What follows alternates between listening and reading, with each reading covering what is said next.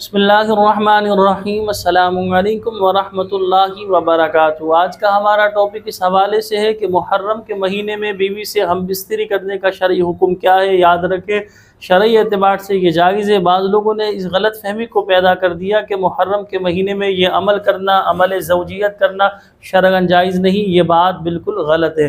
ہاں، ماہ رمضان میں روزے کی حالت میں یا رمضان کے علاوہ بھی آپ روزے کی حالت میں ہوں تو روزے کی حالت میں یہ عمل زوجیت کرنا شرعاً جائز نہیں ہے۔ روزے کے علاوہ شرعاً جائز ہے۔ اسی طرح ماہ رمضان میں رمضان کی راتوں میں بھی یہ عمل کرنا جائز ہے۔ صرف روزے کی حالت میں اس عمل کو منع کیا گیا ہے۔ روزے کے علاوہ چاہے ماہ رمضان کی راتیں ہو یا محرم کا مہینہ ہو، یہ عمل کرنا شرعاً بالکل جائز ہے۔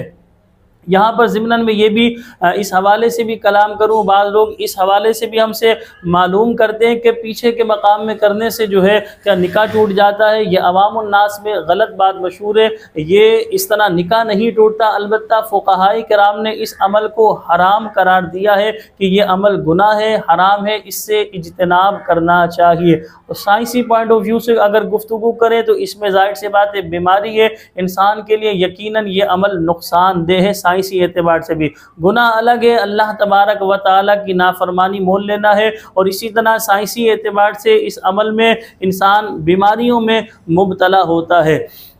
جو منع ہے ممانعت صرف ایام حیض میں یا اسی طرح نفاس کی حالت میں جو ہے، عورت اگر نفاس کی حالت میں ہو یا حیض کی حالت میں ہو اس وقت یہ عمل کرنا یعنی عمل زوجیت کرنا منع ہوتا ہے۔ لیکن ایام حیض کے علاوہ اگر گفتگو کریں، اس کے علاوہ یا ایام نفاس کے علاوہ گفتگو کریں تو یہ عمل کرنا شرعاً جائز ہوتا ہے۔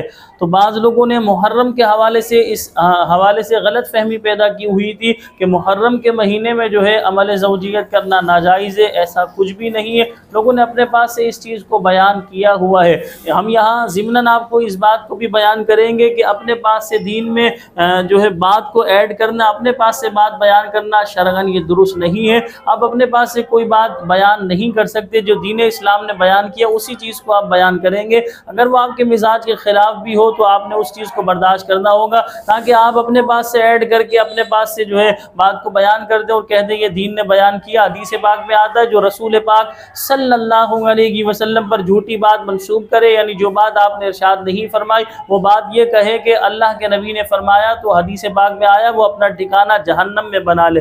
تو ان لوگوں کو ڈرنا چاہیے جو ایس ایم ایس پر اپنے پاس سے غلط باتیں پھیلا رہے ہوتے، فیس بک پر غلط باتیں پھیلا رہے ہوتے، سوشل میڈیا پر کہ بھئی ہمارے دین نے یہ بات بیان کی کہ ہمارے دین نے کہا کہ اس کا چاند دیکھنے سے پہلے یہ کر لیں تو آپ کے لیے جنت کی بشارت ہے، آپ نے کسی کو مبارکباد دے دی اس کا چاند دیکھنے سے پہلے تو آپ جہنم سے آزاد ہو جائیں گے۔ اپنے پاس سے اس طرح پمفلٹ بنا کر جو ہے خوش فہمی کا شکار ہو رہے ہوتے، حالانکہ نہ قرآن پاک میں اس بات کو بیان کیا نہ حدیث پاک میں اس بات کو بیان کیا۔